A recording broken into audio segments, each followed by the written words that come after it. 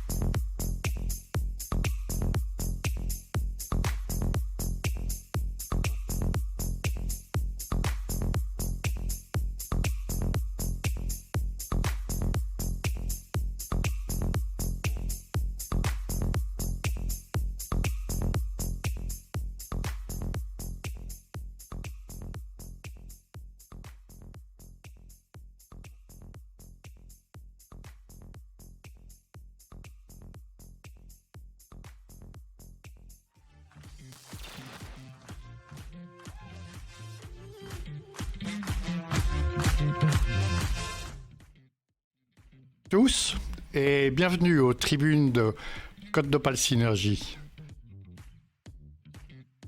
Percheron, on connaît peut-être pas toujours les plus jeunes, peut-être que Agathe pourrait en parler un petit peu. Justement, pour les plus jeunes qui aimeraient vous découvrir, comment vous pourriez vous introduire, vous présenter auprès d'eux ?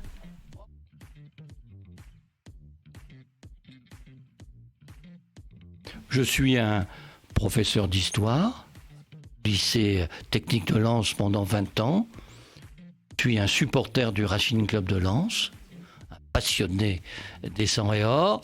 Et j'ai été, pendant de très très longues années, un militant, un élu de groupe socialiste de mon département, de ma région, et parfois aussi donc de la nation. Ce qui fait que, en quelque sorte, j'ai vécu cette période passionnante, exceptionnelle, à tous les niveaux.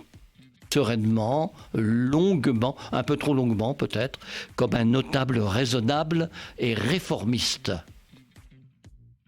Belle introduction, belle présentation, merci Monsieur Percheron.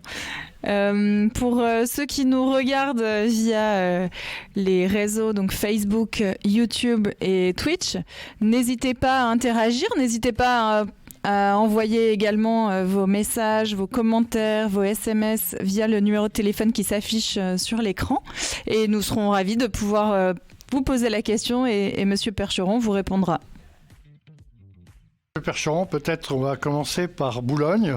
Oui. Peut-être l'esplanade de Mariette, parce qu'il se passe quelque chose. On a l'impression que Christo est passé à Boulogne. Est-ce que vous pouvez dire un petit peu plus ? Écoutez, d'abord, Auguste Mariette, qui est mort en étant célébré par les Égyptiens comme Mariette Pacha, l'un des bienfaiteurs de l'Égypte, est un Boulonnais d'exception. C'est un Boulonnais autodidacte qui a fait un peu tous les métiers, qui est très jeune, est parti à travers son expérience du Louvre, mal payé, peu aidé en Égypte. Et pour résumer cet extraordinaire parcours qui a rendu aux Égyptiens la maîtrise de leur histoire, de leur dignité et de leur identité. C'était quand même un type extraordinaire qui mérite bien qu'aujourd'hui, 200e anniversaire de sa naissance, Boulogne se penche à nouveau sur ses mérites et sur sa légende. Et là, Frédéric Cuvillier, pharaon de la haute et basse ville, et son vizir exceptionnel, qui est Louis Jalai, qui s'occupe des espaces verts, le chef jardinier de Boulogne, ont imaginé sur l'esplanade une renaissance vraiment remarquable de Mariette et de l'espace qui lui est consacré. Et le vendredi 22, Frédéric Cuvillier et Louis Jalai vont donc inaugurer ce nouvel espace qui, à mon avis, indique que pour les années qui viennent, Boulogne, qui est déjà... Boulogne sera vraiment la ville de Mariette, de l'égyptologie. Mariette a été en quelque sorte un peu marginalisée par Champollion, qui a déchiffré les hiéroglyphes, et a été un peu éclipsée par Carter, qui a découvert Toutankhamon. Mais le musée du Caire s'appelle le musée Mariette.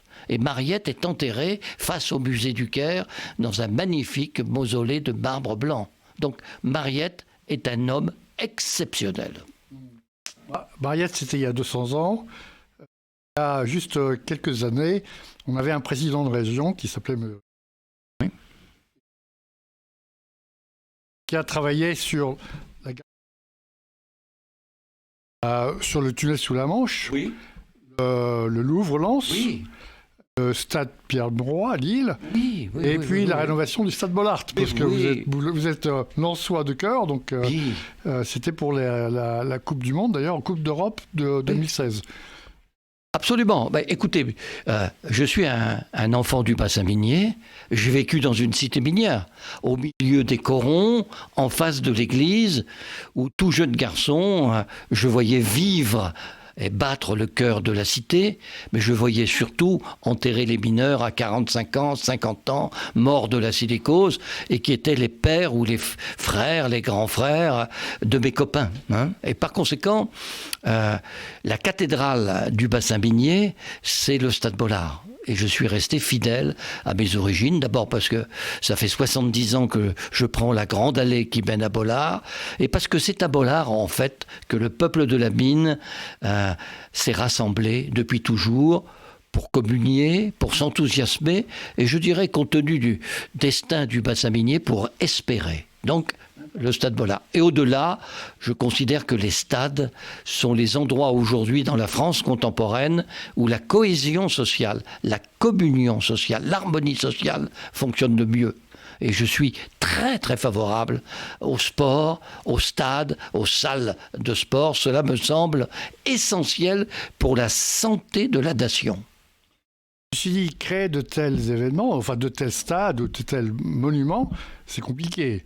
Et ce qui nous intéresse peut-être maintenant, avec un peu de recul, c'est que vous puissiez nous dire comment ces projets s'élaborent, comment ça se conçoit, comment ça s'élabore, quels sont les freins et quelle est la façon de procéder. Voilà. Je vous parlerai de la mienne, de celle de mon conseil régional et j'essaierai d'en tirer des leçons. Bon, par exemple, si vous prenez le Stade Bollard, il faut convaincre un conseil régional que le foot business, le foot de l'argent, oui, à Bollard, est aussi le foot du peuple et de la solidarité, de la cohésion sociale. Parce qu'avec la tradition d'André de Lélis, dont le nom aujourd'hui est accolé au stade, de Gervais Martel, qui est la légende vivante de la présidence du Racing, vous avez les places les moins chères de France. Hein, 7 € la place pour assister à un spectacle qui peut être un spectacle de portée nationale, européenne et mondiale. Donc il faut convaincre le conseil régional. Moi j'ai eu la chance de pouvoir le convaincre parce qu'en face de moi j'ai eu des opposants qui ne se contentaient pas d'être des opposants, qui étaient des opposants vigilants et intelligents. Par exemple, le Stade Bollard, le ministre RPR, champion olympique, David Douillet, m'a dit « Je vous attendrai le temps qu'il faudra pour moderniser Bollard dans la perspective de l'euro ». Gérald Darmanin, qui était son directeur de cabinet, m'a dit « Prenez votre temps, on vous aide, on ne vous abandonne pas ». Et Philippe Rapneau, qui était le leader RPR du principal groupe d'opposition, tout en étant un opposant pugnace, intelligent et constructif, a réuni son groupe et a plaidé ardemment le financement du Stade Bollard. Et ça s'est fait. Et c'était compliqué, puisque Gervais Martel s'était lancé dans un financement privé. Il fallait passer devant les difficultés du Racing, du financement privé au financement public, et consulter le Conseil d'État. Bref, tous les éléments étaient réunis pour qu'on dise « Oh là là, c'est compliqué, c'est pas clair, abandonnons ». Mais non. Donc, l'intelligence collective du Conseil régional a fait le travail. Et puis, je vais vous dire aussi, en quelque sorte, l'humilité, la discrétion du président de région ont permis la conclusion. Parce que si j'avais arpenté les plateaux de télévision, multiplié les interviews et haussé le ton en disant qui est le héros de Bollard, qui est l'enfant de Bollard, qui fait Bollard à Lens, j'aurais suscité le débat et le débat aurait permis d'enterrer le dossier. Donc pour faire avancer un dossier, il faut une volonté. Il faut une intelligence collective, majorité-opposition, et il faut en quelque sorte que le principal responsable à ce moment-là soit à la fois modeste, discret et tenace. Sinon, je pense qu'à la française, le dossier risque de s'enliser. Et on peut imaginer que vous avez subi aussi des échecs, des difficultés, des désillusions. Est-ce qu'il y a des projets qui ont été difficiles? Oui, j'ai été battu en race campagne. Peu de fois, hein, mais en tant que président du conseil régional, j'ai été battu par Guillaume Pépi et la SNCF. Je voulais faire un centre d'essai ferroviaire. Je suis allé aux États-Unis, voir dans le Colorado ce qui se faisait de mieux, à Aulnoy-Emery. Le maire communiste d'Aulnoy, qui est un maire démiurge, hors du commun, était d'accord. Le débat public nous a permis de surmonter les réticences des écologistes, qui étaient un peu de mauvaise foi, mais sans plus. Et finalement, tout était prêt pour que ce centre d'essai ferroviaire naisse, garantissant à l'industrie ferroviaire de France, qui est d'abord celle du Nord-Pas-de-Calais, pérennité, imagination et développement. Mais à ce moment-là, Guillaume Pépi et la SNCF ont montré à quel point ils étaient capables de ralentir, de retarder, de commenter, d'oublier, de paralyser. Voilà. Pourtant, Guillaume Pépi est redoutable. C'était votre compétence, pourtant. C'était pas ma compétence. Ma compétence, c'était de faire rouler les trains régionaux. Mais enfin, on peut dire que c'était une extension légitime de notre compétence. L'industrie était votre compétence. Donc, l'industrie, le développement économique. Mais moi, Georges Guillaume était à fond derrière moi, le patron du CESR. Puis après, M. Bott, à fond. Mais nous avions sûrement l'un des hommes les plus doués, les plus retors, les plus implacablement sympathiques et, inabordables, qui était Guillaume Pépi. Un patron de la SNCF est plus qu'un conservateur de musée. C'est quelqu'un qui n'en fait qu'à sa tête, quoi qu'il dise et quoi qu'il fasse. Ouais, d'accord. Et là, on a échoué, je regrette profondément. Restons un petit peu sur les rails, disons. Le fameux projet qui est suivi d'ailleurs par notre association, qui est le métro Transmanche. Oui. Vous y étiez venu d'ailleurs à Boulogne pour marquer votre voilà, qui était déjà député européen, et qui était déjà ce député européen qui a permis cette d'or, hein, donc un député européen très actif, très efficace. Oui, bien entendu qu'il faut le faire. Bien entendu. Pourquoi, de votre point de vue, ça n'a pas pu se faire ? Pourquoi ça ne s'est pas fait ? Là, je pense que l'intelligence collective de la région, globalement, non pas de l'institution, mais de toute la région, n'a pas été tout à fait au rendez-vous. La faute à qui ? Personne. Ça s'était passé comme une équipe qui joue mal. Deuxièmement, je pense que le fait qu'il n'y ait pas de département du littoral et que le pôle métropolitain du littoral soit silencieux est un handicap. Troisièmement, à l'époque, je pense que les géants du littoral, je pense à Michel Delbar, par exemple, à Michel Delbar. Le maire de Calais, qui à sa manière peut être un géant aussi, le maire de Boulogne, n'ont pas réussi à se rassembler pour dire « on le fait ». Alors, dans cette perspective, on a avancé. On a électrifié la voie ferroviaire entre Dunkerque et Calais. Car la SNCF trouvait normal d'avoir une voie unique à commandement manuel entre Dunkerque, le premier port industriel de France, et Calais, le deuxième port de voyageurs du monde. Ça lui semblait logique. On a quand même payé, nous, la région, l'électrification avec l'aide de l'Europe. Mais on n'a pas pu aller plus loin. Pour aller plus loin, il fallait les trains. Parce qu'il faut des trains particuliers pour prendre le tunnel. Il y avait la possibilité de rénover des Eurostars. Mais la SNCF, Eurostar, était tout à fait réticent. Et dans ce dossier, notamment, David Azéma, qui à un moment donné, Eurostar était l'adversaire de toute innovation, de toute avancée, de tout progrès, de tout risque et de tout tracas. Donc, nous avons déjà buté. Comment on peut expliquer que des personnes qui ne sont pas élues, qui sont juste nommées, puissent résister à une puissance élue ? Comment expliquer que vous n'arriviez pas à démanteler Versailles, les élites parisiennes ? David Azéma, donc, était à ce moment-là Eurostar. Il faisait cause commune brillamment avec notre ami Guillaume Pépi. Il se suivait SIFrance, Aujourd'hui, bien entendu, il a beaucoup progressé dans l'État. Il a été responsable après des participations de l'État dans l'économie. Puis après, il est parti dans le privé. Bon, il a fait ce que les élites françaises savent faire, progresser. Bon. Et il n'était pas question qu'on se mette en travers d'un chemin aussi programmé et aussi balisé. Et donc, nous n'avons pas pu. Et nous n'avons pas eu, sincèrement, les ministres à l'époque qui se passionnaient pour ce sujet. Et je répète, le littoral, peut-être, n'a pas fait front commun parce que peu persuadé dans sa globalité que c'était l'intérêt. Bien sûr que c'est l'intérêt. Bien entendu qu'il faut le faire. Bien entendu qu'il faut qu'il y ait un jour Étaples, Boulogne, Calais, Londres. Bien entendu qu'il faut qu'il y ait Dunkerque, Calais, Londres. Tout ça, c'est évident. Et ça coûte pas cher. Pour 2-3 milliards d'euros empruntés à 0% sur 30 ans, vous le faites. Donc, il ne faut pas hésiter à le faire. D'autant plus qu'il y a le Brexit. Et on voit bien que le Brexit nous rappelle que nous avons besoin des Anglais. Hein, nous sommes là. Et eux aussi, hein, le Kent est enclavé maintenant. Et puis Londres est quand même la première place financière du monde. Parce que si vous êtes président de région, si vous êtes maire d'une ville du littoral, hein, si vous êtes au bord de l'autoroute, une des autoroutes les plus fréquentées du monde, 260 000 navires par an, vous devez savoir qu'aujourd'hui, la mondialisation, c'est la mer.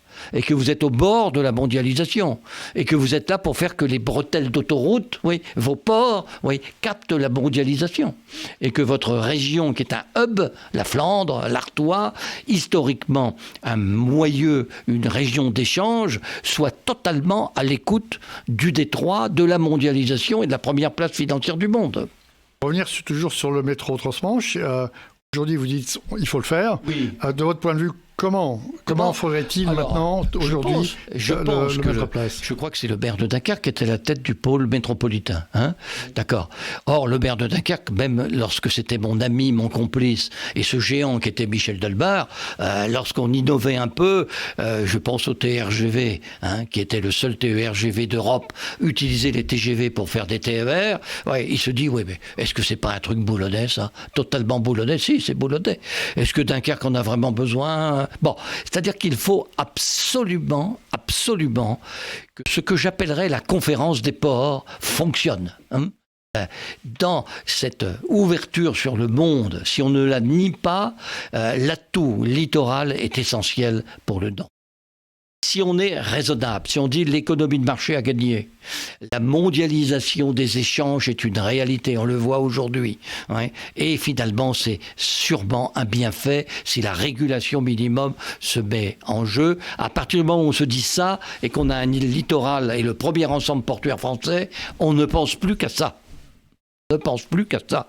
Et sur le littoral, on dit aux habitants du littoral, voilà l'atout numéro 1.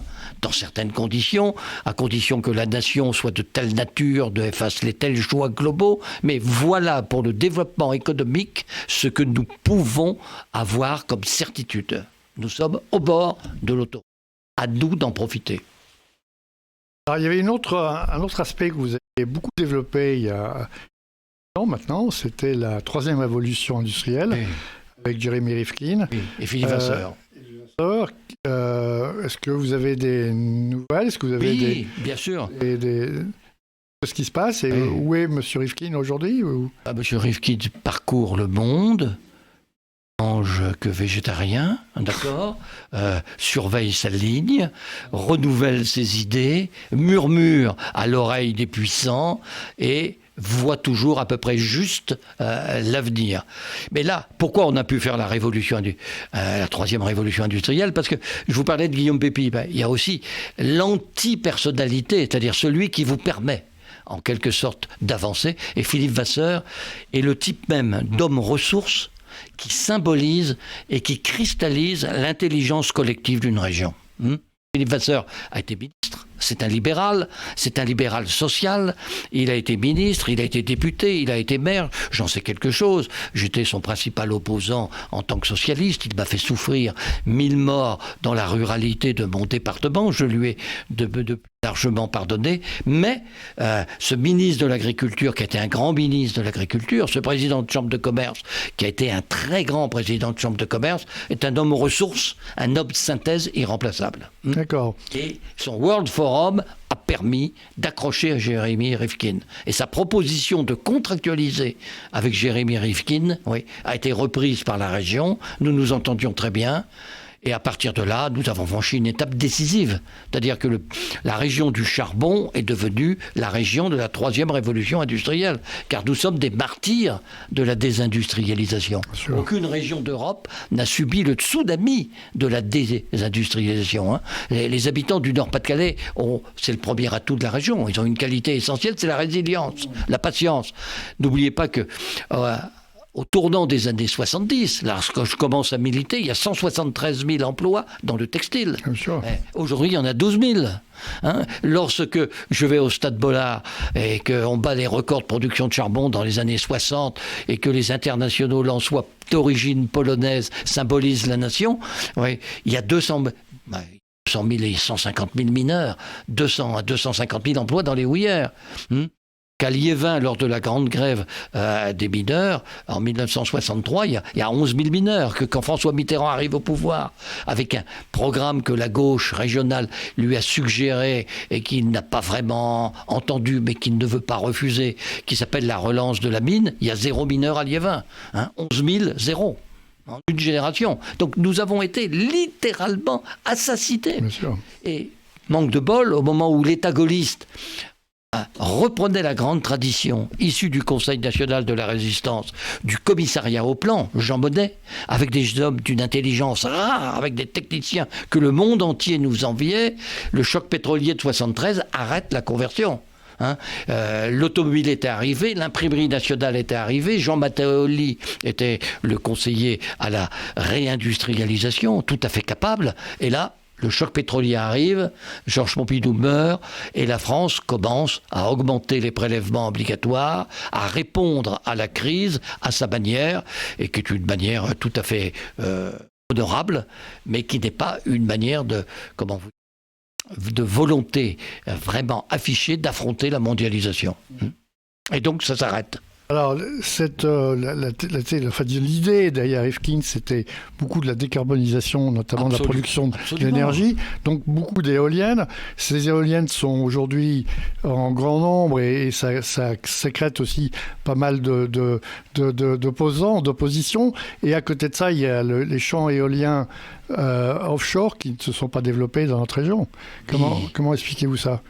Rifkin, bien sûr, c'est ça. Rifkin, c'est de dire, dans l'avenir, la connectique, vous serez connecté au monde entier. Dans votre maison, vous fabriquerez votre énergie. Oui, les progrès techniques permettront de la stocker.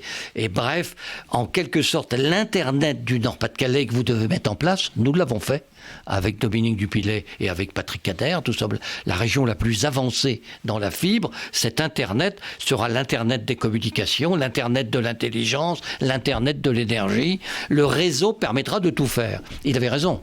On va un peu et rapidement s'y consacrer. Mais, bien entendu, là, le rôle des élus, c'est de savoir qui nous sommes. Bon. La France, c'est 0,8% des gaz à effet de serre dans le monde. D'accord ? Et par conséquent, elle a des armes aujourd'hui telles qu'elle peut les utiliser malgré sa faible influence sur le climat mondial. Par exemple, l'énergie nucléaire. Oui. Et par conséquent, dans le mix énergétique qui vient, il faut que nous ayons un minimum de lucidité. Un minimum de lucidité. Avant de sacrifier la principale énergie décarbonée qui est le nucléaire, et nous sommes les champions mondiaux, il faut bien mesurer ce que les éoliennes peuvent nous apporter. Quand il n'y a pas de vent, c'est embêtant. On ne peut pas stocker l'électricité. Et avant de transformer, et je l'espère positivement, la première région automobile de France et la deuxième d'Europe, qui est le Nord-Pas-de-Calais, avec la Picardie en région d'automobile électrique, il faut savoir si nous saurons stocker l'énergie solaire ou celle du vent. Donc, l'hydrogène peut-être aussi. Avec l'hydrogène, peut-être, éventuellement. Et avec l'hydrogène. Mais l'hydrogène coûte encore 3 fois plus cher. L'hydrogène vert, si j'ose dire. Encore 3 fois plus cher que les ressources traditionnelles avec l'énergie nucléaire. Donc, bon, c'est là où les élus doivent être à l'écoute du monde. Je répète, 0,8% des gaz à effet de serre.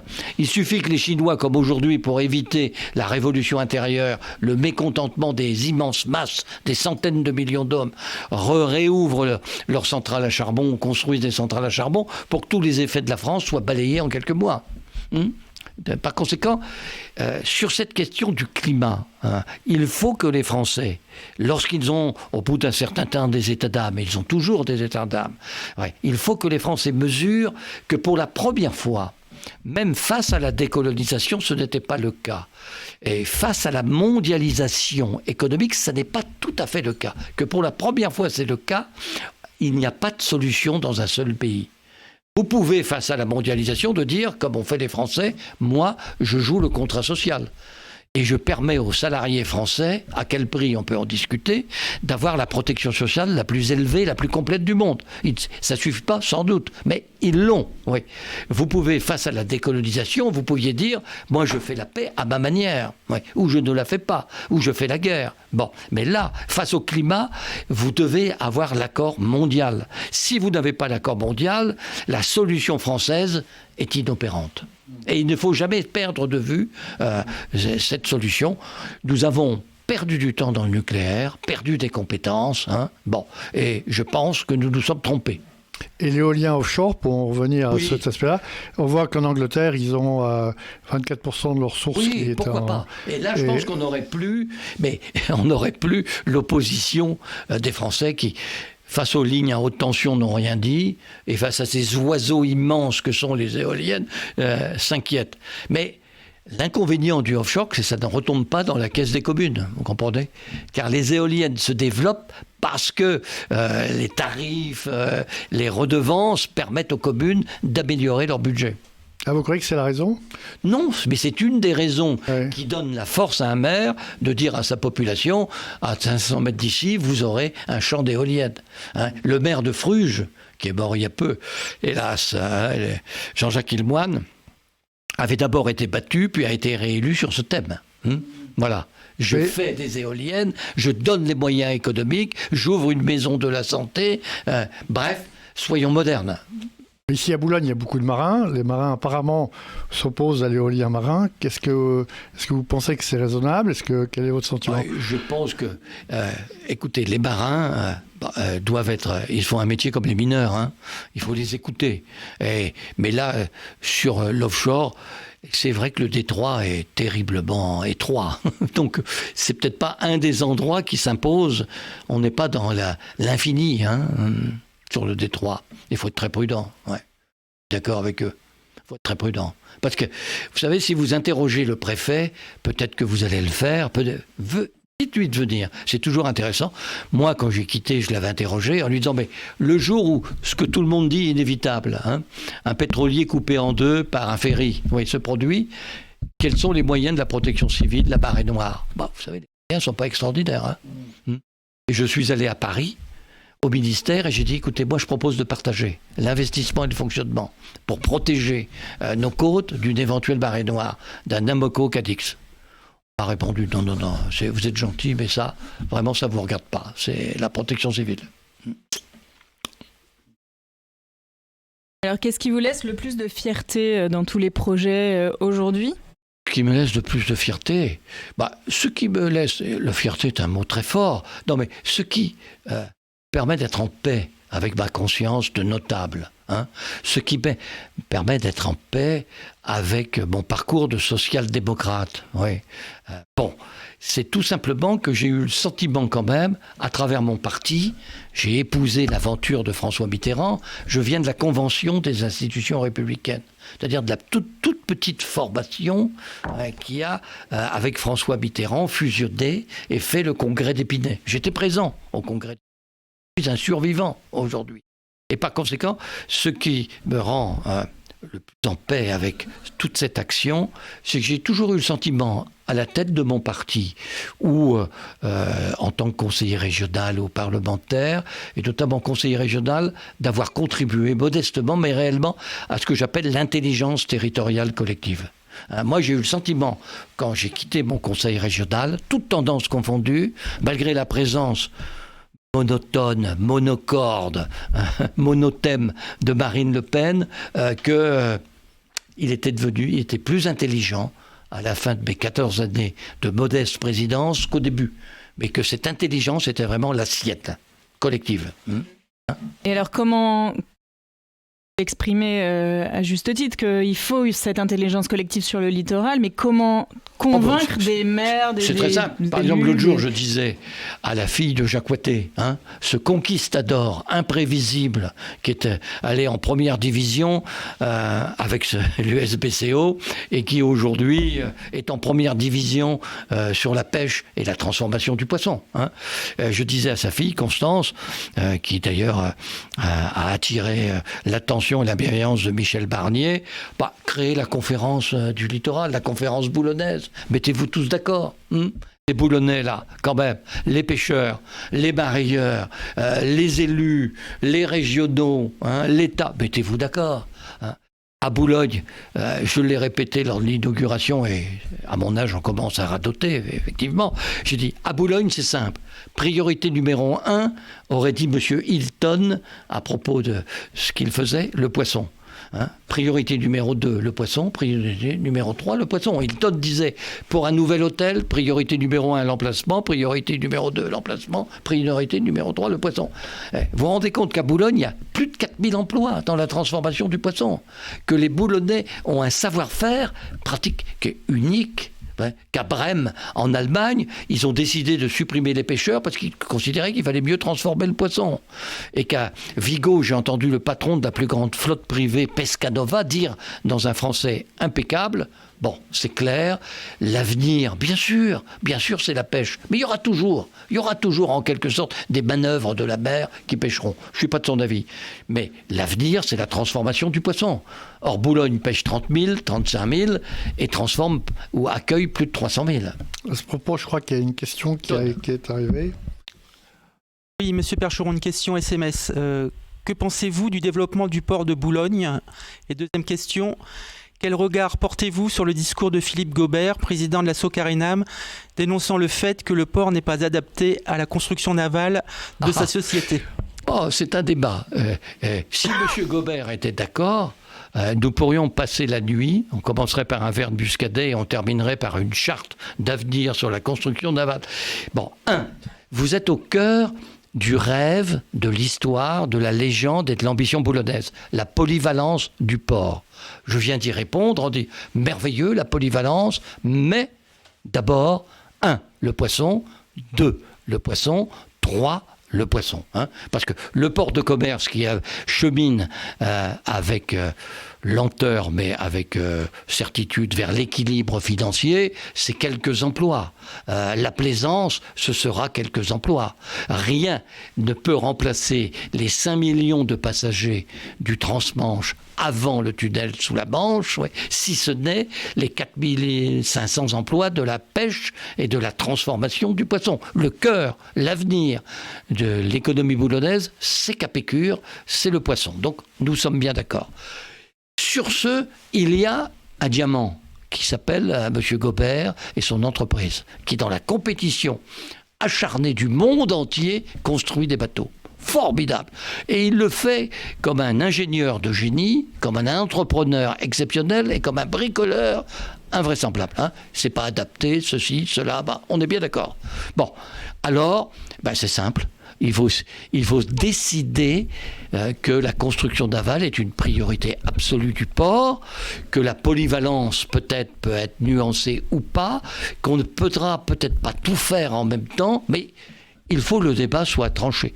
Ceci étant dit, M. Gobert, qui est vraiment un patron d'exception, intelligent, malin également, qui sait être un peu démagogue quand il faut, il a raison, il est à la tête de 150 emplois, eh bien, M. Gobert doit en quelque sorte provoquer l'éclaircissement final et la réussite finale. Il doit dire, voilà combien je peux mettre, combien vous pouvez mettre, voilà comment on fait pour que, en quelque sorte, tous les 3 ou 4 ans, je n'ai pas envie de partir parce que c'est trop compliqué, parce que je suis à l'étroit, etc. En tout cas, je pense que la construction navale, au niveau de la région, et même au niveau de la nation, à Boulogne, mérite d'être prioritaire. Et si je le pense, c'est parce que parfois, avec mon conseil régional, nous nous sommes beaucoup intéressés. Par exemple, nous avons, à sa demande, fait un équipement à Calais pour les grands bateaux, les bateaux plus grands, qu'ils puissent les construire. Ça n'a pas marché. Mais en quelque sorte, c'est une priorité qui ne me choquerait pas. Et si j'étais encore conseiller régional, que je défendrais. J'ajoute que ce qui compte aujourd'hui, c'est qu'il y a un port unique, Calais et Boulogne. D'accord ? Il y a un port qui gagne de l'argent en tant que port, et il y a un port qui produit des richesses en tant que port économique. Calais gagne sa vie, et Boulogne produit des richesses, produit de la vie. Bien, ils ont fusionné. Et ça a évité à Boulogne dans les pires difficultés. Le président de région qui est là, je vous parlais d'intelligence collective, a vécu Jean-Marc Puissesseau, le Calaisien, un vrai Calaisien, finale de Coupe de France avec Calais et ses abatteurs, ouais, devant le conseil régional, plaidant la fusion, donc finances communes, sauvetage du port boulonnais en déficit chronique et en difficulté majeure, et obtenant l'unanimité du conseil régional. Moi qui habitais Boulogne et qui avait déjà fait voter le Louvre à Lens dont j'étais originaire, je peux vous dire que devant le conseil régional, écoutant Jean-Marc Puissesseau, brillant, convaincant, dire allez, on le fait, j'accepte la fusion, je fais la fusion, si c'est utile à Boulogne, c'est bien, et c'est utile à Calais, puisqu'on va faire notre grand port, eh bien j'étais quand même un peu inquiet. Et quand j'ai vu que toutes les mains se levaient et qu'à l'unanimité, ce que tout le monde disait impossible, la fusion Calais-Boulogne se faisait, je me suis dit, là vous parliez de fierté, de conseil régional, je dis c'est un grand conseil régional. C'est un grand conseil régional, bien sûr. Ils l'ont fait, le conseil régional l'a fait. Donc aujourd'hui, économiquement, c'est sur les rails. C'est sur les rails. Et si demain, oui, nous pouvons tranquillement régionaliser Dunkerque, nous serons à la tête de 3 ports régionaux. Et dans ce cas-là, vous faites un conseil portuaire et le président de région est à la tête des 3 ports régionaux. C'est le premier ensemble portuaire français et on avance. Mais pour ça, il faut que Dunkerque accepte de ne plus être port d'État, de se draper dans le privilège, la noblesse et les limites du port d'État et qu'il croit dans sa région. Je pense que Michel Delbarre ne l'aurait jamais fait. Il tenait au port d'État, ministre d'État, port d'État, et il avait les épaules pour le faire. Là, j'espère que Patrice Vergrit, qui est un delebarriste d'origine, évoluera et que nous irons d'abord par un syndicat, une association, puis après par la fusion vers cet ensemble portuaire qui est un des atouts majeurs de la région Nord-Pas-de-Calais et de la France. Il y a une facette, vous en avez parlé tout à l'heure, une facette de Boulogne qui est le tourisme quand même, qui est, vous parliez de l'esplanade Mariette, Nausicaa, le port, les remparts, il y a énormément d'attraits. Alors, est-ce que tout ça c'est compatible d'avoir un port de commerce, un port de pêche, en économie résidentielle. Ouais. En économie résidentielle, Boulogne est une ville exceptionnellement douée, le Boulonnais. Le Boulonnais, ce sont les paysages, ce sont les collines, c'est l'agriculture, c'est la race des moutons, c'est les forêts. Boulogne, c'est doué. La ville est superbe. Et pourtant, la Cap perd des habitants, malheureusement encore. Oui. Et savez-vous que dans le Boulonnais, à un moment donné, malgré l'espace naturel créé par Dominique Dupilet, vigilant, nous consommions 4 fois plus de terres agricoles que la moyenne nationale. Parce que les gens dans le Boulonnais, à l'abri des haies, cherchaient les terrains, 4 000, 5 000, 6 000 mètres carrés, pour bâtir la maison de leur rêve. Ouais. Donc, déjà, ça a été freiné.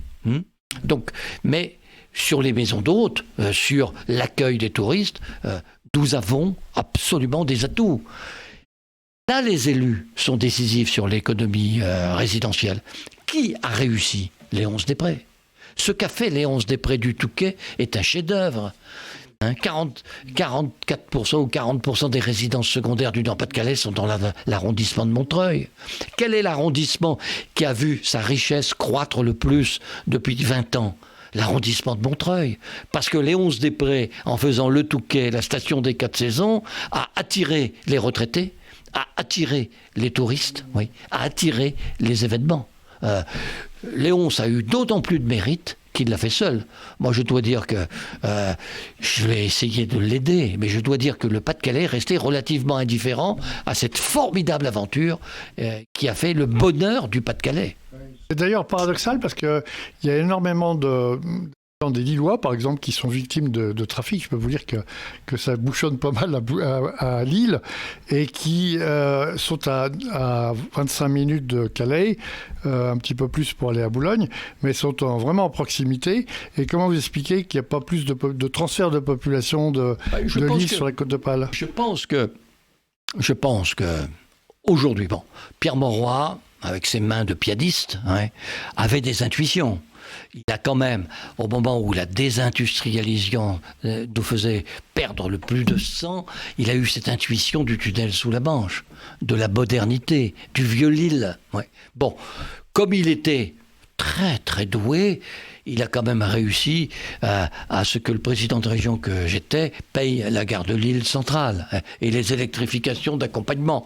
Donc le parcours était idéal pour lui et pour notre région. Mais cette métropole aujourd'hui, ce qui me frappe, c'est qu'elle ne se tourne pas vers le littoral. Pas. La métropole d'ailleurs regarde à peine le bassin minier qui est à un quart d'heure. Quelle doit être l'ambition de la métropole? Intégrer. Patrice Vergrit disait d'ailleurs une chose très juste, ça devrait être une région métropolitaine. Intégrer d'abord le bassin minier et passer à 2 millions d'habitants en faisant le RER entre Lille et Lens. Bon, ça coûte pas cher, ça coûte 2 milliards et demi d'euros. Los Angeles, entre Los Angeles et Orange County, il y a 120 km. Mais bien sûr, et on il faut le faire tout de suite. À Los Angeles. Et puis, moi j'ai fait les TERGV avec mon conseil régional. On va en première classe de Boulogne à Lille en 1 heure, dans le confort absolu, parce que la première classe est accessible à tout le monde sans supplément en TERGV. Donc il faut se tourner vers le littoral. Mais pour ça, le littoral de Ouaplage, jusqu'à Brédune, de Dunkerque jusqu'à Étaples, de Calais jusqu'au Touquet, doit parler d'une seule voix. Moi, un jour, j'ai promis à Marcel Guerville, le regretté maire d'Étaples, qu'un jour les TGV iraient à Étaples. Il ne le croyait pas à une cérémonie des vœux. Nous avons électrifié sur nos propres fonds régionaux à 100% entre Boulogne et Rang-du-Fliers. La région Picardie n'a pas électrifié. Ce qui fait qu'il y a une rupture de traction entre Rang-du-Fliers et Amiens. Donc, bien sûr qu'il faut le faire. Bien sûr. Mais ça doit être dans le discours régional. Et dans le discours régional, mais ils le font, mais globalement, il faut que le littoral, le pôle métropolitain du littoral, soit à l'offensive. À l'offensive. La métropole est en partie aveugle. L'île est un donjon. Et qui ne voit rien venir parce que je pense que Lille n'a pas les lunettes qu'il faut. La métropole lilloise ne voit pas venir non plus parce que je pense que là aussi il manque une longue vue. Donc, bien entendu, la métropolisation lilloise ne ruisselle pas. Et je suis désolé de dire qu'elle doit faire davantage. Et qu'il faut lui dire, par le dialogue. Vous avez vu, vous, les élus métropolitains se promener sur le littoral? Vous disiez non, je ne les vois pas. Je ne les vois pas. Non. Je ne les voyais pas dans le bassin minier, je ne les vois pas sur le littoral. Vous parliez du PMCO, est-ce que le PMCO est très, très présent? On n'a pas l'impression qu'il est très, très actif. J'aurais du mal à dire. Mais je pense, en plus, vous voyez, pour notre région et pour la Ve République, il y a un véritable problème. C'est la fin du cumul des mandats. Parce que quand vous aviez un type comme Borloo, l'enchanteur, le magicien, qui a réveillé le Valenciennois, qui était député maire, la voix de Jean-Louis Borloo portait. Quand vous aviez Michel Delbar, maire, député, ministre d'État, je peux vous dire que le port de Dunkerque existait et que l'union des Dunkerquois existait. Quand Frédéric Cuvillier, député maire de Boulogne, était ministre de la mer, Boulogne était représenté. Aujourd'hui, plus personne ne connaît les députés. Ils ne sont pas maires. Ils ne sont pas présidents de conseil général, ils ne sont pas présidents de conseil régional, ils ne sont pas présidents d'agglo. Plus personne ne les connaît. Il n'y a plus de députés sous la Ve République. On élit le président, la campagne commence 3 ans avant l'élection, vous avez vu? 3 semaines après, on élit les députés sont les marionnettes du président. Ils valent mieux individuellement, mais collectivement, les députés disparaissent. Et ils sont en train de disparaître du champ politique. Vous parliez de la République des gouverneurs, donc, mais c'est le rôle du gouverneur, justement, il faut que le président... Nous avons un président qui va peut-être être président de la République, donc nous allons peut-être être les mieux placés pour demander à notre ancien gouverneur, ce qui n'a jamais été vraiment fait, en quelque sorte, s'intéresser au Nord-Pas-de-Calais, compte tenu des malheurs que nous avons eus, compte tenu de notre histoire, quand vous vous promenez dans Lens, il faut quand même vous souvenir, quand vous rentrez dans le Stade Bollard, si vous y allez un jour, que Lens a été rasé à 100% entre 14 et 18. 100%. Il ne restait plus une maison debout.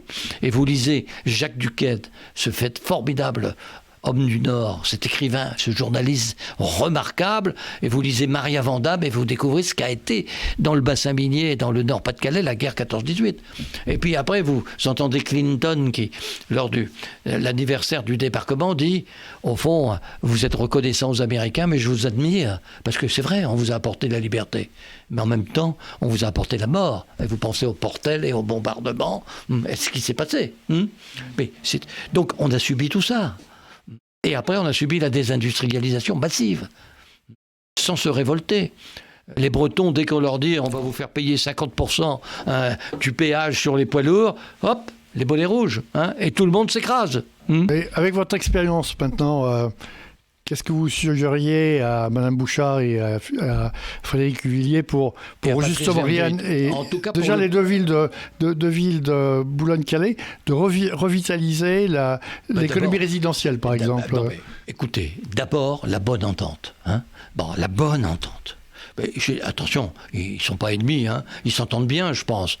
Mais moi j'aimerais bien les voir côte à côte au sein du pôle métropolitain, le maire du Touquet. Ouais, le maire d'Étaples, le maire de Calais, d'accord, le maire de Boulogne, le maire de Dunkerque et le maire de Brédune, s'il faut, mais voir les maires et dire voilà, l'économie résidentielle, voilà la saison touristique, voilà ce qu'on va faire, voilà les équipements qu'on va financer, voilà la feuille de route qu'on va proposer à la région et à la nation pour le prochain contrat de plan. Ils ne le font pas. Quelles en sont les raisons? C'est quoi Les raisons, c'est que quand vous êtes une région qui a été si malmenée, quand vous êtes dans une région qui est la région qui vote le moins aujourd'hui, alors qu'en 1981, c'était la région qui votait le plus. Quand vous êtes dans une région qui a été jusqu'à accorder 40% à Marine Le Pen au premier tour, c'est-à-dire à la fonction protestataire. Non. Vous êtes dans l'urgence. Vous êtes dans l'urgence. Quand vous êtes lensois avec le maire de Lens qui est jeune, sympathique, dynamique, et que vous avez près de 40% de vos jeunes au chômage dans l'arrondissement de Lens, un taux espagnol, vous êtes penché sur ce que j'appellerais votre quotidien de maire. Ouais. Et vous hésitez parfois à lever la tête et à dire je vais rêver, parce que vous pensez aussi, aujourd'hui, puisque les médias ont pris le pouvoir, qu'est-ce qu'on va dire de moi ? Qu'est-ce qui va se passer ? Est-ce que ça ne va pas être déformé ? Est-ce que les réseaux sociaux vont accompagner ? Si leur priorité, ça reste l'emploi, la baisse du taux de chômage, il y a l'Angleterre qui est en face, on a la métropole, on a des emplois, il faut créer des emplois, il faut développer des compétences. Faut aussi, et ça suppose, en quelque sorte, ça suppose l'épreuve de vérité. Nous, vous voyez, ce qui est remarquable dans le Nord-Pas-de-Calais, et vous le sentez sûrement à travers mon débit rapide et mes convictions, c'est qu'il n'y a aucun événement mondial, aucune politique européenne, aucune contrainte économique de la planète, aucun sujet de préoccupation de la nation qui n'aboutit chez nous. Le Nord-Pas-de-Calais est concerné par toute la vie politique et économique de la planète. Si vous mettez des quotas de pêche, vous êtes dedans. Vous signez le Brexit, vous avez les 30 km pris en otage entre Boulogne et Calais. Calais, c'est le port, Boulogne, c'est les poissons. Et voilà, vous êtes pris en otage. Vous décidez que le lait va être désormais à l'heure de la Nouvelle-Zélande une marchandise comme les autres. Vous avez la Vénoël boulonnais qui réagissent. Que le charbon, c'est fini, vous avez fermé votre bassin minier. Que la division internationale du travail permet de faire des t-shirts pour presque rien, c'est la fin du textile. Mais si vous prenez le Nord-Pas-de-Calais, c'est un préfet du Nord-Pas-de-Calais et un préfet du Pas-de-Calais, il est complètement sur la première ligne. Aujourd'hui, regardez, l'industrie automobile électrique, qu'est-ce qui fabrique les petites voitures, diesel, etc. Le Nord-Pas-de-Calais. Le Nord-Pas-de-Calais, quand vous pensez qu'une usine comme Maubeuge, à Maubeuge, lorsqu'il fallait fabriquer les Kangoo, la masse salariale de Maubeuge était 5 fois supérieure à la masse salariale de l'entreprise Renault, la même marque, en Turquie. Ils ont gagné par le projet d'entreprise, par la productivité, par l'intelligence de l'équipe et des ouvriers de Maubeuge. 5, ils avaient un handicap de 1 à 5. Et aujourd'hui, on leur dit, à peine ils ont réussi ça, on leur dit, allez les gars, c'est terminé, on va sur l'électrique. Revenons peut-être sur le littoral et l'entente entre les maires. Oui, essentiel. Alors c'est essentiel, mais comment la secréter, comment la mettre en place ? Par les projets. Mais bien sûr, par les projets.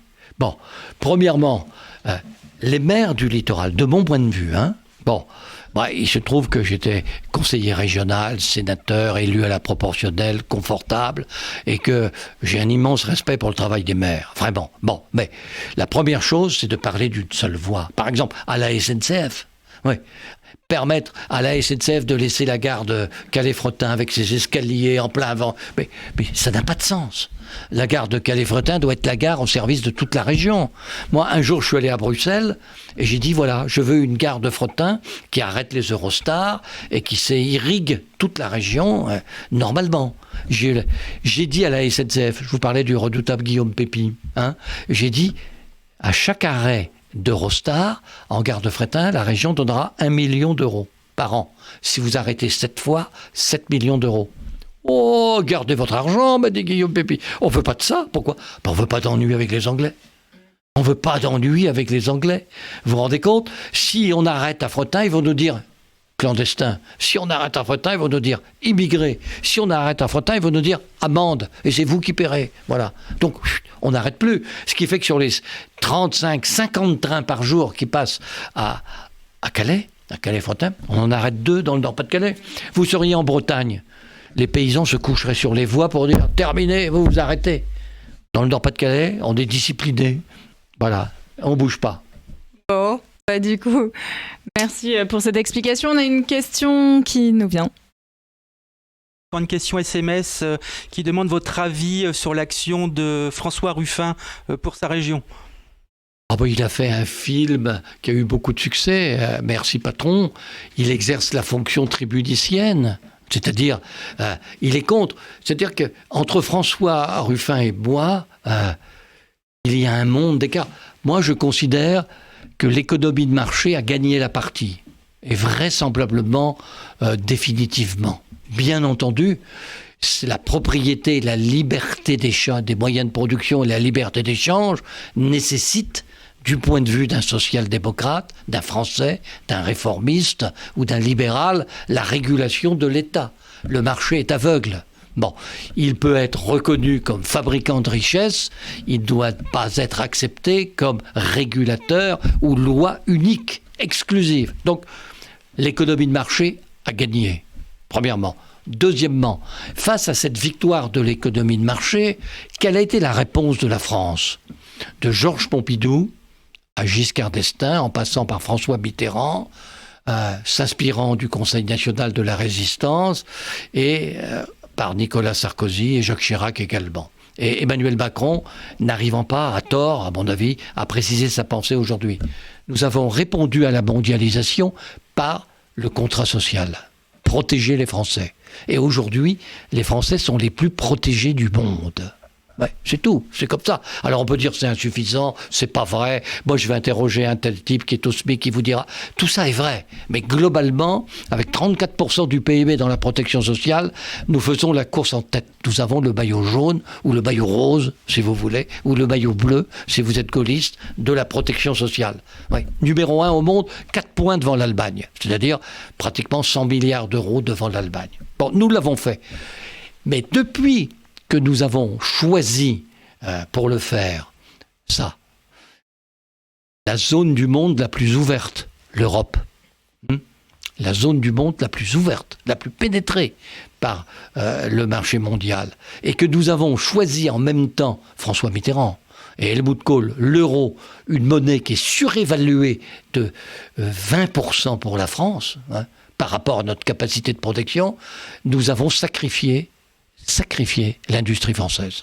Et ça, les politiques ne le disent pas. Vous prenez la cristallerie d'Arc, elle fabrique en zone euro, à Arc, donc avec une monnaie qui, par rapport à notre économie, est surévaluée de 20%. Alors en face d'elle, par exemple, éventuellement l'Allemagne, qui, elle, par rapport aux marques qu'elle nous a prêtées, a une monnaie pour l'euro sous-estimé, sous-évalué de 20%. La différence est de 40%. Et à partir du moment où nous exportons en zone dollar dans le marché mondial, la tâche est impossible. La tâche est impossible. Donc le contrat social français exige qu'on libère les entreprises françaises des contraintes qui pèsent sur elles. François Hollande a pris le virage. Ça s'est appelé son fameux contrat. Il a rendu une partie de l'argent aux entreprises. Il a été mal compris à gauche, parce qu'il a été incapable de l'expliquer. Je ne l'explique pas très bien, d'ailleurs. Il a été incapable de dire, oui, voilà, je suis socialiste, et aujourd'hui, la priorité, c'est la santé des entreprises. Et je vais les soigner. Bon, Emmanuel Macron a enchaîné, il le fait. Bon, les impôts de production vont diminuer de 10 milliards, c'est remarquable. Prenez par exemple Alain Griset, qui est le ministre des Indépendants. Il obtient à l'heure actuelle un véritable front populaire en termes d'avancée sociale pour les indépendants. Que ce soit sur la responsabilité de leur patrimoine ou sur le rachat des entreprises qui vont être amorties sur 10 ans, dont on pourra déduire les bénéfices. Bon, il est temps que la France tombe amoureuse de ces entreprises.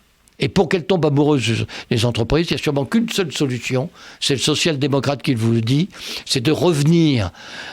Les syndicats diront non, et les partis politiques fronceront les sourcils à l'idée qui était celle du général de Gaulle, de la participation. Il faut associer les salariés aux chances, aux malchances, aux difficultés, au bonheur de l'entreprise. Il faut associer les salariés à la richesse de l'entreprise et au partage des richesses de l'entreprise. Sinon, l'industrie française mourra et la France sera vraiment en difficulté. Alors c'est un discours très fort que vous nous dites là.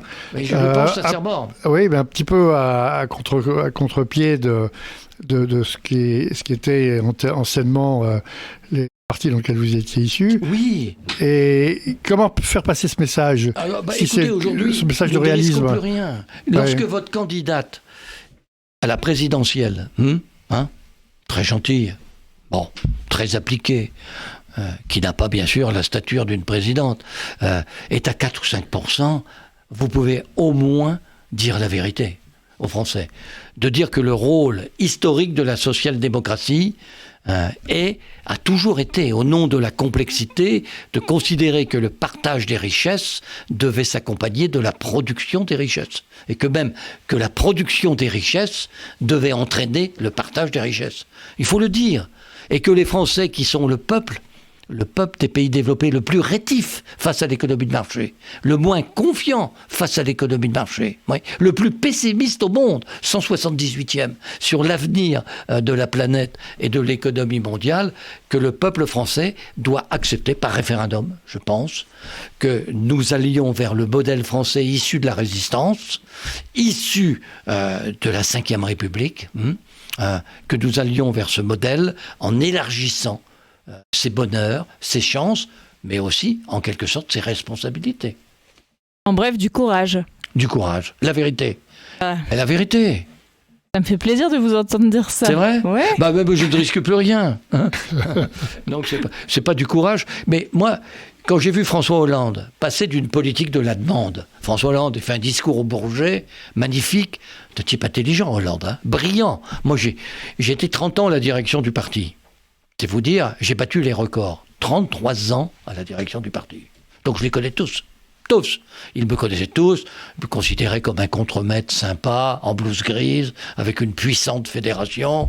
Et lorsqu'il y avait un congrès, ils venaient me voir gentiment avec leur grand panier pour que je leur remplisse de mandat. D'accord? Les choses étaient très codifiées. Bon, mais je peux vous dire que François Hollande est un des hommes les plus brillants que j'ai vus.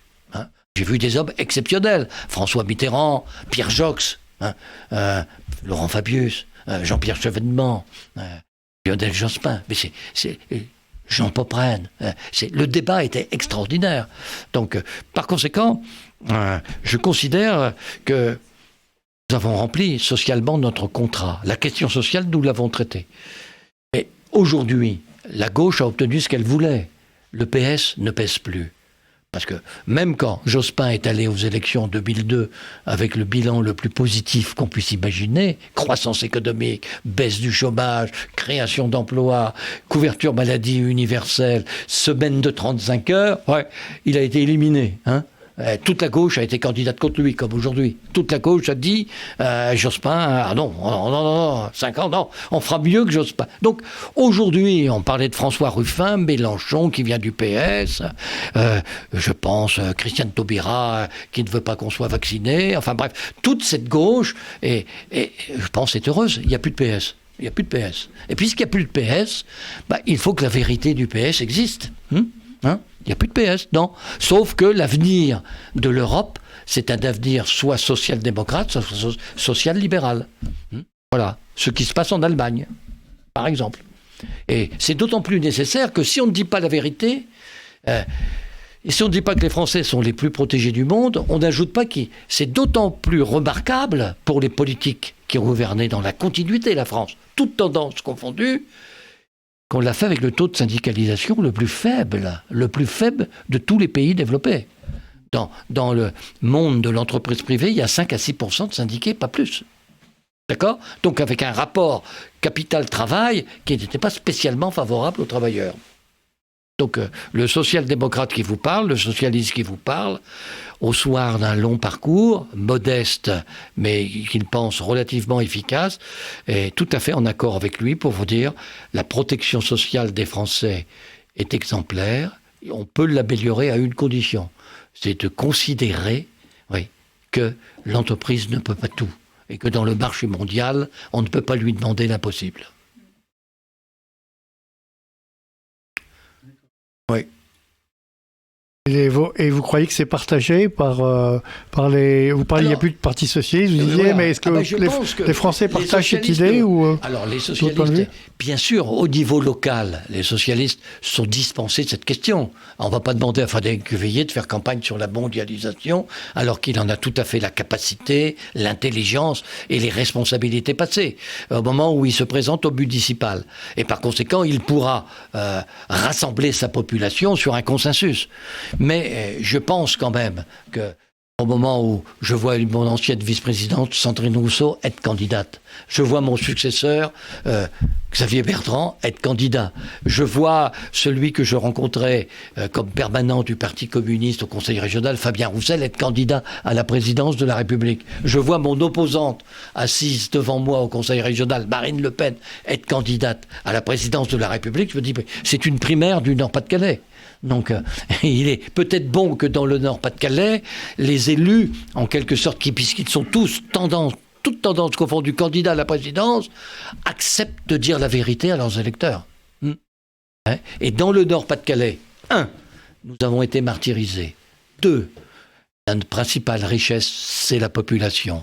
3, nous avons été résilients. 4, nous allons nous en sortir à 2 conditions.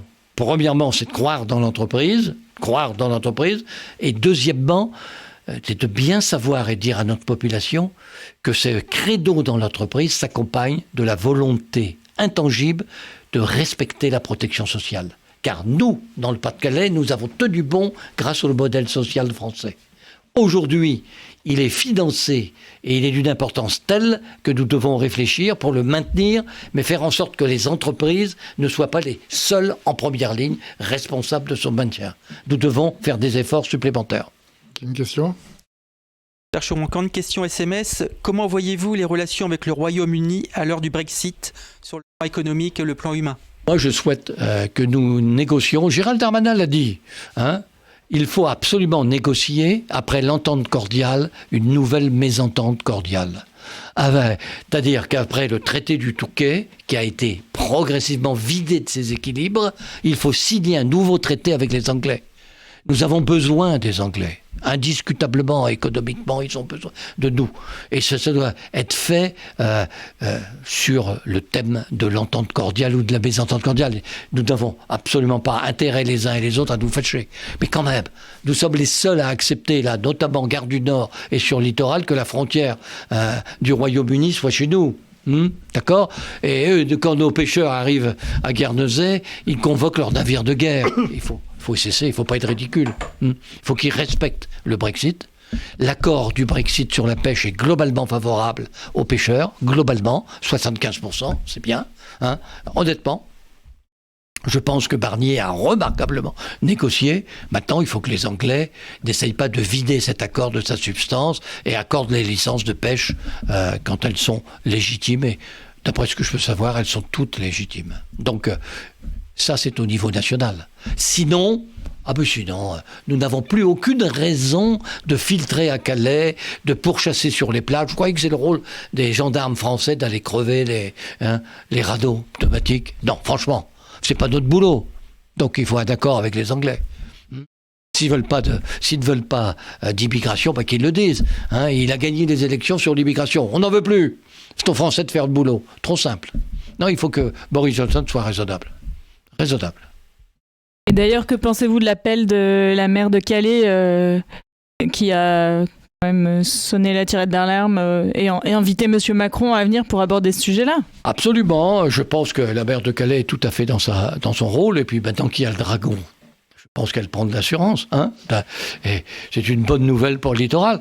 Non, mais je pense que pour le président de la République, c'est pas simple. Hein, c'est pas simple. Mais les Anglais... Bien entendu, Churchill est extraordinaire.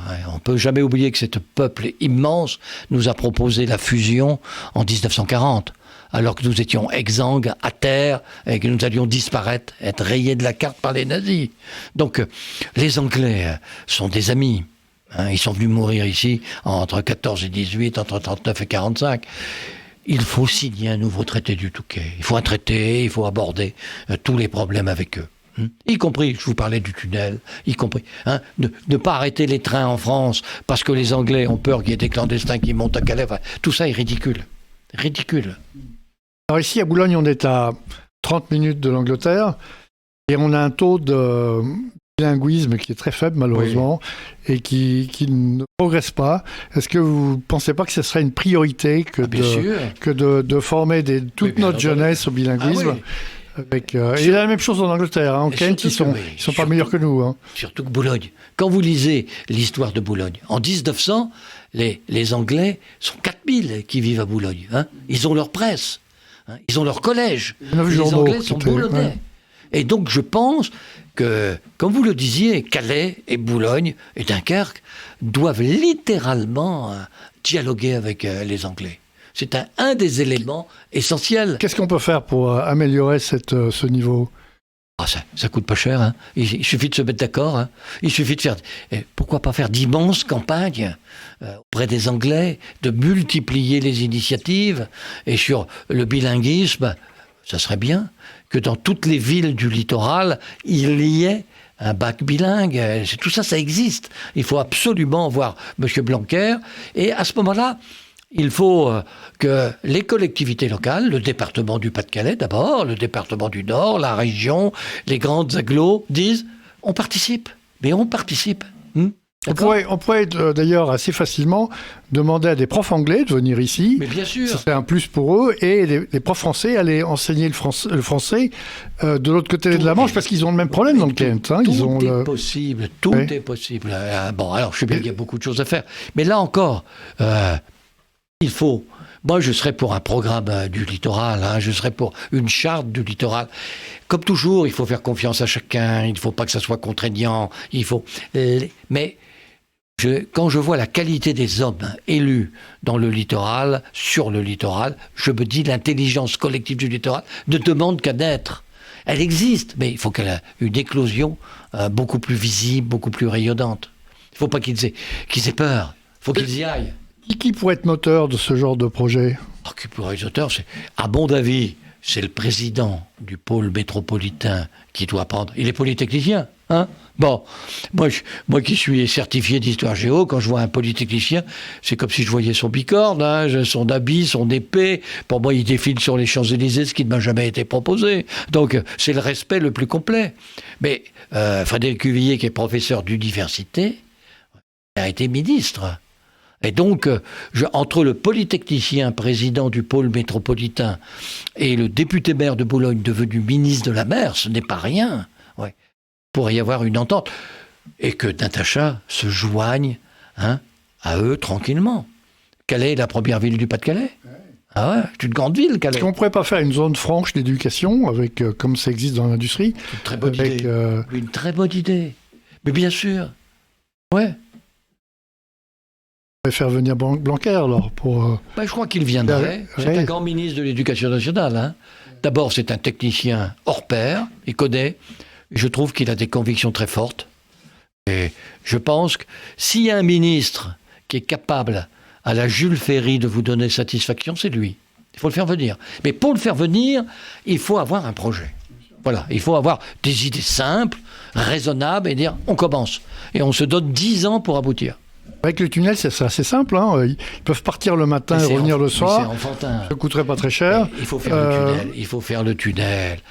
Bien sûr qu'il faut. Et il faut le conseil. Il faut d'abord que le port et le tunnel se mettent d'accord. Hein, parce que ce n'est pas toujours le cas. Hein, d'accord ? Le port, c'est le port. Le tunnel, c'est le tunnel. Et donc, il faudra que là aussi, l'entente cordiale règne. Bon, après, Calais-Boulogne, le même port, il faut être d'accord. On parlait de la construction d'aval. Hein. Les deux ports doivent marcher la main dans la main. C'est vrai institutionnellement. Ça doit être vrai intellectuellement. Et puis, sur ces projets-là, bien sûr, avec Dunkerque, c'est facile. À travers de ce que vous dites, il semble qu'est-ce qu'il manque ? Il manque peut-être un leader. Ici en local, on a non ? peut-être trop de leaders. Il manque que quelqu'un s'y colle, hein, en sachant qu'il ne recueillera pas forcément des louanges, des roses, des compliments, mais qu'on dira peut-être ce qu'on dit toujours. C'est pas terrible, c'était pour qui se prend-il ? Non, mais il faut que quelqu'un se dévoue. Moi, je pense que le ministre Frédéric Cuvillier pourrait le faire, hein, en s'inspirant de Mariette. Autodidacte, et il peut décider de redécouvrir les fondamentaux de son littoral et donner à son littoral. Après tout, son prédécesseur, Guy Langagne, a signé l'Europe bleue, hein, d'accord ? Signé l'Europe bleue, Guy Langagne. Et il a tiré sur les Espagnols qui envahissaient le golfe de Gascogne. La dernière guerre navale a été gagnée par Guy Langagne.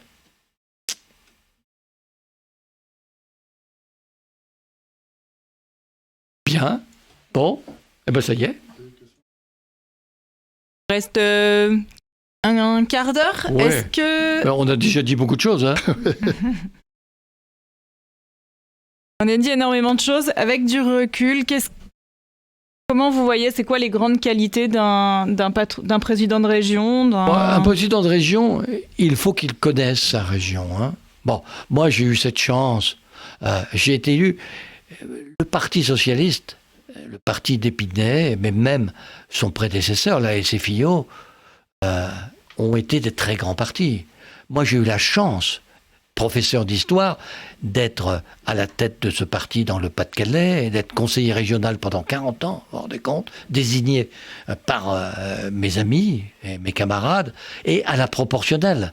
C'est-à-dire que moi, il y a eu un contrat entre le modeste professeur que j'étais et le grand parti, qui était le Parti socialiste, sur vous vous occupez de nous et on vous fait élire, mais on ne vous met pas aux travaux forcés des élus, c'est-à-dire le scrutin d'arrondissement, la mairie, parce que vous savez, être élu maire, être élu député d'arrondissement, conseiller général, c'est du boulot, c'est pas de week-end, c'est rien, c'est le boulot 24 heures sur 24, 7 jours sur 7, 12 mois sur 12. Hein, bon. Et donc, ça m'a permis d'être très longtemps élu à la proportionnelle avec un certain confort, et ce confort m'a permis une vraie curiosité. J'ai parcouru le Nord et le Pas-de-Calais institutionnellement, pratiquement, géographiquement, historiquement pendant 40 ans. Et à partir de là, j'ai pu me faire une idée du Nord-Pas-de-Calais, de ses atouts essentiels. Surtout que moi, quand j'arrive en quelque sorte comme responsable politique, la thèse qui domine actuellement notre élection présidentielle, là, au fond, le repli des Français, lorsqu'ils se sentent dépassés par un événement, la décolonisation ou, par exemple, la mondialisation, c'est ce qu'on peut appeler le nationalisme. À ce moment-là, les socialistes sont tentés, Jean-Pierre Chevènement, de dire « je veux la social-démocratie », mais dans un seul pays, la France. Bon, je ne tiens pas compte du monde. Ça permet aux communistes de dire « nous voulons le communisme, mais bien entendu contre le reste du monde, nous le ferons hein ». Et ça permet éventuellement à droite, aux gaullistes éventuellement nostalgiques, ou une partie de la droite de dire « oui, d'accord, l'économie mondiale, mais nous voulons la prospérité, nous voulons des entreprises, mais chez nous, ça c'était valable. » Quand Léon Blum gouvernait la France était ouverte aux échanges extérieurs à 6%. 94% dépendaient de l'économie nationale, 6% des échanges avec l'extérieur. Hein. Aujourd'hui, l'Europe est ouverte à 50% sur le monde et l'Amérique à 25%. Hein. Bon, c'est-à-dire que la mondialisation, bien sûr, c'est Reagan, c'est Thatcher, c'est la libération du capitalisme sur le thème d'abord l'entreprise, d'abord les actionnaires. L'État n'est pas la solution, l'État c'est le problème s'il empêche le marché de se libérer. Mais c'est surtout le marché européen qui permet à Deng Xiaoping, qui permet à l'Inde, qui permet aux pays émergents, qui permet à la Corée, en quelque sorte, de s'enrichir. De s'enrichir. Et ça, il faut qu'on l'ait en tête. Alors, en synthèse, les qualités... Le président de région doit savoir Quelles seraient les qualités, que là où nous sommes, on en a parlé, ouais. Nous sommes en France, dans un ensemble, l'Europe, qui est indiscutable. Pourquoi? Imparfait, hein, bien entendu. Pourquoi? Parce que moi, je suis de la première génération qui vit dans la paix. Je suis né en 1942, la France était occupée, j'ai fait toute ma carrière politique dans la paix, sans tirer un coup de... Une ouverture, en tout cas. On oublie toujours de dire que la guerre était mondiale, première guerre, deuxième guerre, c'est nous l'Europe. Hein, c'est nous qui avons fait les tranchées, les Européens. Le massacre, c'est nous qui avons fait Auschwitz. Hein, les crématoires, les Européens. Bon, donc la guerre était mondiale, mais européenne d'abord. La construction de l'Europe, c'est la paix, d'abord. La mondialisation, c'est au fond le rôle du marché qui permet aux communistes chinois ou aux sociodémocrates ou aux libéraux allemands de jouer à fond les qualités de l'économie de marché. Et puis la protection sociale à la française, c'est ce qui permet au Nord-Pas-de-Calais de survivre, qui permet aux gens de vivre, d'être protégés. On l'a vu, la pandémie, hein, d'accord? Et par conséquent, c'est à partir de là qu'on doit mesurer les chances du Nord-Pas-de-Calais. Nous n'avons rien à craindre de la mondialisation, si nous sommes d'accord sur les règles. Mais nous devons exiger pour l'affronter le maintien du contrat social. Que s'est-il passé pendant la pandémie? Bien, nous avons vécu dans une bulle idéale. Grâce à qui? À Mario Draghi, l'homme qui a dit, en gros, hein, l'euro, c'est comme le dollar, ça vaut de l'or. Ouais. Et plus je fabriquerai de l'euro, mieux on se portera. Et il a réussi. Nous avons une autre question, Monsieur Percheron. Comment voyez-vous le retour de la relocalisation des activités de production sur les territoires nationaux? L'industrie, oui. L'industrie, priorité absolue. Le président, un candidat à la présidence de la République, je crois que Xavier le fait. Je pense que Valérie le fait, mais Anne Hidalgo sûrement aussi, mais dans la région parisienne, et je pense qu'ils n'ont jamais vu, peut-être un peu en Ile-de-France, ils n'ont jamais vu une délégation d'ouvriers venir dire on ferme l'entreprise de 200 personnes. Et nous, ça a été notre vie quotidienne, la fermeture des entreprises. Moi, j'étais secrétaire national d'Henri Emmanuelli.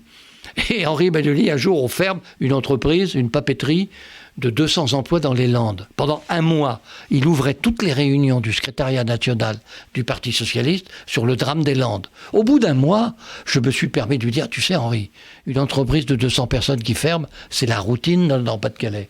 Pour toi, c'est un drame absolu, président du Conseil général des Landes. Mais nous, c'est la routine. Donc, nous avons, en quelque sorte, les politiques, en acceptant l'euro, et c'est bien l'euro, c'est une monnaie qui vaut de l'or. Bon, en acceptant l'Europe, en acceptant l'euro, en affrontant la mondialisation, nous n'avons pas dit aux Français que ça rendait la tâche des industries françaises plus difficile. Et nous n'avons rien fait pour la faciliter et pour l'alléger. Nous nous sommes trompés. Mais trompés. Donc si on fait l'industrialisation, bien entendu, il y a des discours sur les start-up, la nation start-up, bien entendu, il y a l'intelligence. Mais d'abord, faire que l'industrie française n'ait pas de boulet au pied. Ça passe de l'impôt sur les sociétés jusqu'à les impôts de production. Hein. Je vais vous dire une chose qui m'avait frappé. Un jour, le polytechnicien maire de Douai, gaulliste historique, Jacques Vernier vient me voir et me dit j'ai un énorme problème avec mon tramway. Le modèle retenu, le prototype retenu a échoué. Bon, et donc ma communauté d'agglos est en difficulté. Il faut que tu m'aides. Je lui dis ok. Et c'était une aide difficile, très lourde. Nous l'avons fait, parce qu'il le méritait, et Douai le méritait. Mais je lui dis, mais c'est financé comment? Il me dit, le versement transport. Qui est-ce qui paye? Pas les entreprises, bien entendu. Hein, en pleine démondialisation, Renaud Douai, qui se battait à 10 € près pour fabriquer ses voitures, payait le versement transport. Est-ce que le tramway allait jusqu'à Renaud Douai? Non. Donc, il y a de véritables questions qu'il faut se poser. Vous n'entendez jamais un maire dire « Bon, ce sont les entreprises qui payent le transport. » Et pourquoi un retraité aisé comme moi aurait un transport quasi gratuit dans une ville, alors que l'entreprise à côté qui est sur le marché mondial devrait verser son versement sur les salaires? C'est une véritable question. C'est pour dire que les impôts de production, qui sont de 80 milliards d'euros en France, 80 milliards, qui vont être abaissés de 10 milliards d'euros, doivent être supprimés sur 10 ans. Bon, voilà. Et que s'il est possible de mettre un impôt sur les sociétés différentielles, il faut que l'industrie française paye les fameux 15%, mais pas plus. Il faut permettre aux entreprises françaises d'affronter la concurrence. Alors à partir de là, la discussion s'engage. On dit oui, mais dans l'automobile, c'est 17% le salaire dans la fabrication de voitures. Non, nous ne sommes plus compétitifs. Vous voyez, l'industrie française, c'est comme le football français. Vous avez vu le football français? On va chercher les gars, on les forme, on les fait jouer et ils s'en vont à l'extérieur. D'accord? Et pour qu'on puisse continuer, ils s'en vont à l'extérieur. Parce que le modèle social français coûte trop cher pour le monde du foot qui est 100 fois d'Illois. Et en plus, comme nous n'arrivons plus, nos entreprises n'arrivent plus à être propriétaires des clubs de foot, c'est le monde entier qui se précipite pour acheter nos clubs de foot. C'est quand même extraordinaire, non? De voir que toute la France est devant le PSG qui appartient au Qatar. D'accord? Et puis que à Troyes ou ailleurs, vivement l'Arabie Saoudite. Ah ouais, vivement l'Arabie Saoudite. Qu'est-ce qu'il a fait, le patron de l'Arabie Saoudite? Il a invité un journaliste à son consulat en Turquie et il l'a découpé en morceaux. Bon, d'accord? Bon. Ah ouais, mais quand il achète le club de foot, bravo. D'accord? Vous imaginez? Vous imaginez, entre nous, une dictature européenne où le type il dit bon, il y a un journaliste opposant, on le découpe en morceaux, et puis je vais acheter Bordeaux. Ah bravo. Non mais c'est ça, c'est ça qui va plus. Vous avez un discours extrêmement réaliste et très, très un peu étonnant d'ailleurs par rapport à... Est-ce que vous avez toujours tenu ce discours-là? Oui, souvent. Non, mais comme je vous dis, comme je voulais que ma région avance. Attends, il n'y a pas que moi, je dis nous, je veux dire. Bon, j'ai fait en sorte, je vous dis, la modestie. Moi, les médias, je me suis tenu à l'écart du premier pouvoir. Car qui a le pouvoir en France aujourd'hui? Ce sont les médias. Et donc... les médias ont mené l'offensive. Depuis 2-3 ans, on voit bien les chaînes d'information en continu rendant les politiques spectateurs, complices, esclaves de l'univers médiatique. Bon, théoriquement, ça devait favoriser quand même, je l'espérais, l'arrivée d'un libéral, quand même, en France, un vrai libéral. Pourquoi pas? Fillon a été descendu en plein vol par les médias. Donc, un libéral qui dirait à la France, voilà ce qu'est une France libérale. Bon, ça ne lui ferait pas de tort, au fond, à la France libérale. Et ça ne ferait pas de tort à la gauche. Ça lui montrerait que, le dialogue peut avoir un véritable sens. Mais ce que personne n'avait prévu, dans cette offensive médiatique plutôt libérale, c'était qu'un Ludion allait surgir qui s'appelle Zemmour. Vous vous rendez compte? Zemmour, président de la République. Aujourd'hui, Zemmour, qui est un type très intelligent et très cultivé, il est sur tous les médias parce qu'il a tourné une mitraillette vers des journalistes. Vous n'avez pas vu ce midi, non? On dit, vous savez ce qu'il a fait, Zemmour? Il a visité un salon de la chasse ou de l'armement et il a tourné un fusil mitrailleur vers les journalistes. Et donc Marlène Schiappa, qui avait besoin qu'on parle d'elle quand même un petit peu, Marlène, elle aime beaucoup qu'on parle d'elle, a fait un communiqué en disant... C'est clair, il veut tuer la presse. C'est symbolique, C'est grave. Les journalistes meurent pour la liberté et Zemmour les met en joue. Bon, voilà dans quoi nous sommes aujourd'hui. On envisage sérieusement que Zemmour peut être au deuxième tour, comme Trump a été au deuxième tour et au premier. C'est un peu étonnant parce que vous avez un discours qui est devenu très, très, très libéral et à un moment où on voit arriver... peut-être 30% de la population française voterait, on dit maintenant, quelque chose qui est presque plus du libéralisme. C'est devenu, je pense que si nous ne disons pas la vérité aux Français, comme en 1957 ou en 1958, je pense qu'ils auront recours à une solution qu'on appelle le repli, le nationalisme, ou j'apprendrai la solution dans la France seule. Hein. Et j'ai essayé de vous dire que j'étais frappé, par exemple, par l'intelligence de Jean-Pierre Chevènement, par la logique de sa construction, par l'authenticité de ses propositions, mais qu'il les faisait à condition que la France, soit seule concernée. Et qu'il acceptait, au fond, ce n'est pas médire, que si le monde entier n'était pas d'accord, la France évolue un peu vers le Venezuela. C'est ça, Bon, c'est toujours ce qu'il faut voir. Quand vous dites, dans le monde d'aujourd'hui, c'est une solution, mais c'est la France, et la France seule, nous sommes les plus forts, nous allons maîtriser notre destin. Au bout, vous pouvez avoir Cuba, le Venezuela, la dictature, l'isolement et l'appauvrissement. Donc, il faut dire aux Français, non, ça ne marche plus comme ça. D'accord. Alors pour revenir maintenant sur la Côte d'Opale, qui intéresse la plupart de nos auditeurs ici, ce qu'on a retenu quand même très fort chez vous, c'est cette volonté d'unité, de travailler ensemble, d'essayer de monter des projets avec vis-à-vis de la SNCF, vis-à-vis de l'État, vis-à-vis des Anglais, donc de monter un mouvement de synergie. Quand vous avez un polytechnicien à Dunkerque, choisi par Michel Delbarre pour lui succéder, dans des conditions qu'il n'avait pas prévues, Michel. Bon, mais quand même, quand vous avez Natacha qui fait son métier à Calais, et qui a besoin d'être entouré, d'être soutenu, parce que les Calaisiens ont une patience extraordinaire. Ça fait 20 ans qu'ils accueillent l'immigration clandestine. 20 ans, pratiquement, que la frontière... Avec beaucoup de résilience, d'ailleurs. Franchement, que la frontière anglaise est là. 20 ans qu'ils n'ont pas tiré un coup de fusil de révolte, qu'ils n'ont pas brandi un revolver pour dire on en a marre. On en a marre. Bon, et qu'ils ont les CRS, et qu'ils ont les contrôles, et qu'ils n'ont que les inconvénients de la mondialisation, face à l'égoïsme des Anglais et à une relative indifférence des Français. Puis quand on a Frédéric ici, et puis Étape, le Touquet, Léonce n'est plus là, mais je compte sur M. Fasquelle pour prendre en quelque sorte les habits de Léonce, même s'il n'osera pas le faire, ou il ne voudra pas le dire. On a les hommes qui peuvent absolument faire bouger les choses. En plus, Xavier Bertrand, c'est la monarchie régionale. Il n'a pas d'opposition, pratiquement. Bon, il est un petit peu à gauche, là. Mais il a régné, Xavier. En plus, il a une presse qui n'est pas la voix du Nord, mais la voix de Xavier. Il a une presse merveilleuse.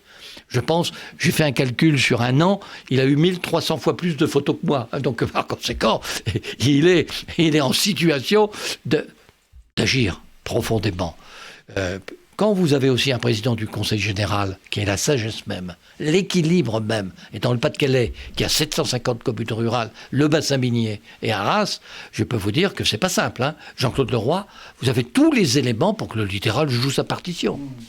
Sauf la capacité des hommes à travailler sur des projets, comme vous disiez tout à l'heure. Oui. Il faut qu'ils se mettent d'accord sur... Et qui peut être le catalyseur, ou est-ce qu'il y a une personne qui pourrait être le catalyseur de tout ça ? Jean-Claude Leroy est capable de le faire.